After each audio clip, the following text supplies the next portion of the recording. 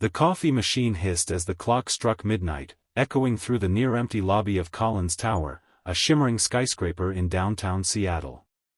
The janitor, Daniel Reeves, moved silently, his mop gliding across the marble floor with the precision of someone who'd done this for years. His hands were calloused, his back ached, but his eyes carried a quiet peace that seemed almost out of place in a world that rarely looked his way. He wasn't just cleaning a floor, he was cleaning away the exhaustion of a life that demanded too much and gave too little. Somewhere, in a small apartment on the other side of town, his 12-year-old daughter, Lily, was asleep, clutching the worn-out teddy bear Daniel had saved 3 paychecks to buy. For him, every drop of sweat was worth her smile. Upstairs, Billionaire CEO Ethan Collins sat alone in his glass-walled office, the city lights glimmering beneath him like a sea of stars. To the world, he was the face of ruthless success, a man who turned every venture into gold and every weakness into opportunity. But tonight, his chest felt hollow. The deals, the fame, the endless applause, none of it drowned out the silence that filled his penthouse when he came home. He often stayed late, not because he needed to, but because he had nowhere else to go. And that was when it happened. The elevator doors dinged open. 2 masked men stepped into the lobby. They moved fast, one pointing a gun toward the front desk, the other barking orders for everyone to get down. The security guard froze, his radio clattering to the floor.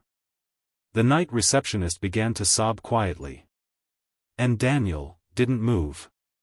He stood there, gripping the mop handle, his breathing steady, his eyes fixed on the man waving the gun. "Hey! You, down!" "Now," the robber shouted, pointing the weapon directly at him. But Daniel's voice came out calm, too calm. "Please," he said softly. "There's no need for anyone to get hurt. Take what you need and go. Nobody wants trouble." The gunman hesitated, thrown off by the janitor's composure. Daniel slowly reached into his pocket and pulled out his wallet, sliding it across the wet floor. "That's all I've got.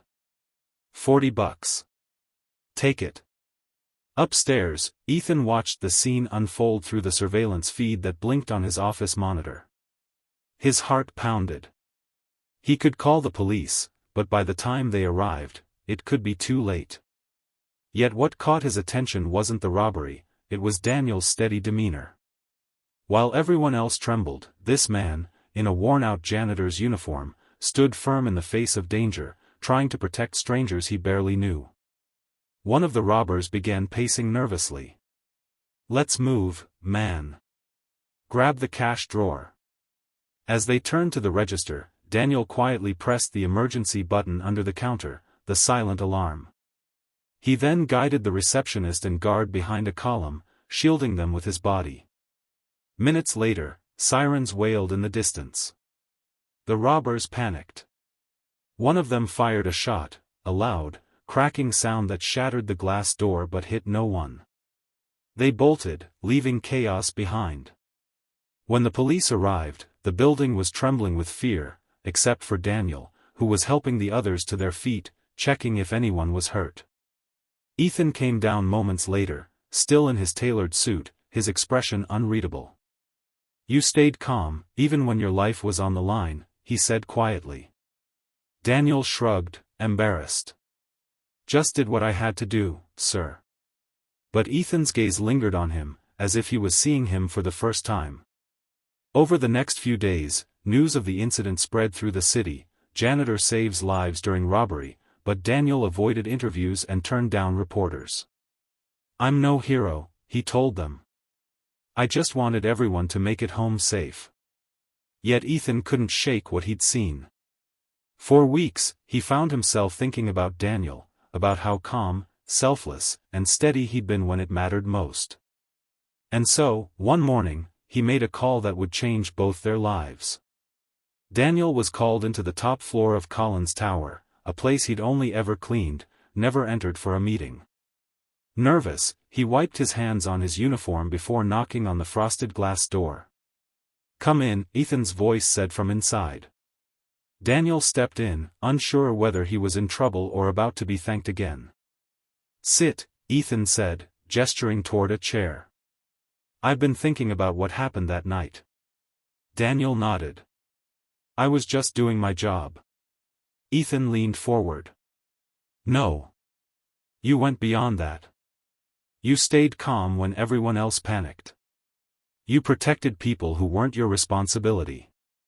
That kind of leadership, it can't be taught." Daniel blinked, confused. "Leadership?" Ethan smiled faintly. "Yes. I want to offer you a new position here, head of safety operations. Better pay, full benefits, and a chance to train others in crisis management." Daniel's jaw dropped. "Sir, I don't even have a college degree. I just clean floors." Ethan's eyes softened. "You don't need a degree to have integrity. You need heart. And you've got more of that than half the executives I've ever met." Tears welled up in Daniel's eyes, but he quickly blinked them away. "Thank you," he whispered, his voice trembling. "You don't know what this means for my daughter and me." Ethan nodded slowly. "I think I do." That night, Daniel walked into his small apartment with trembling hands. Lily looked up from the couch. "Dad, are you okay?" He smiled, the widest smile she'd seen in years. "I got promoted, sweetheart. We're going to be okay." She ran into his arms, laughing, and for the first time in a long while, Daniel felt the weight of survival lift from his shoulders. But Ethan's gesture didn't stop there. 2 months later, without telling anyone, Ethan announced the creation of the Reeves Foundation, named after Daniel. The foundation's mission: to provide scholarships, housing assistance, and job opportunities for working-class parents who sacrificed everything to give their children a better life. When the news broke, reporters asked Ethan why a billionaire would name a foundation after a janitor. He simply replied, "Because he reminded me what real success looks like. It's not in the numbers we make, it's in the lives we touch." The story went viral. People from around the world shared Daniel's humility and Ethan's humanity, calling it a reminder that kindness can bridge even the widest gaps between worlds. Months later, Daniel stood at the ribbon-cutting ceremony of the foundation's first community center. Lily clung to his hand, her eyes wide as she watched her father, the man who used to mop floors, standing beside one of the most powerful CEOs in America. When the cameras turned toward him, Daniel didn't talk about fear, or fame, or the night of the robbery. He simply said, "Sometimes, doing the right thing doesn't make you a hero. It just makes you human. And that's enough." The audience erupted in applause, but Ethan, standing beside him, just smiled, a real, unguarded smile that hadn't appeared in years. For the first time, he felt something he couldn't buy, couldn't earn: peace. Later, as the sun set behind the skyline, Daniel approached Ethan quietly. "You didn't have to do all this," he said. Ethan looked at him, then at Lily laughing with volunteers in the courtyard. "Maybe I did," he said softly. "You saved lives that night. But you also saved something in me. You reminded me what this company, what my life, was supposed to stand for." Daniel didn't know what to say. So he simply nodded, both men standing in silent understanding, a billionaire and a janitor, bound not by wealth or status, but by something deeper. By humanity. As the lights came on across the city, Ethan whispered, almost to himself, "Funny, isn't it?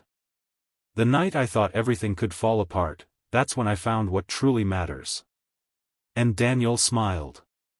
"Sometimes, sir, it takes darkness to see the light." That night, the world slept a little softer, reminded that the smallest acts of courage, and the quietest hearts, can change everything.